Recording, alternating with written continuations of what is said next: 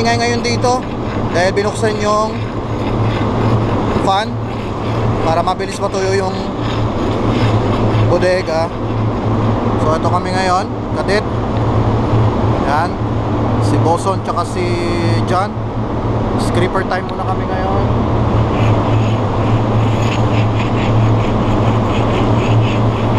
So pagkatapos to, saka namin pipinturahan.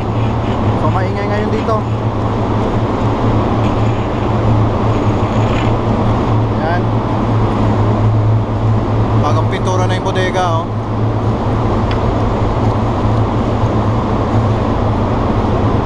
Pero hindi pa rin kontento si Kamote. Kailangan pa rin i-scraperan yung tank top. Ito, tank top, para presentable rin sa susunod na kargamento. Dahil kargamento namin is fertilizer, at sabi nila ay masela na fertilizer to.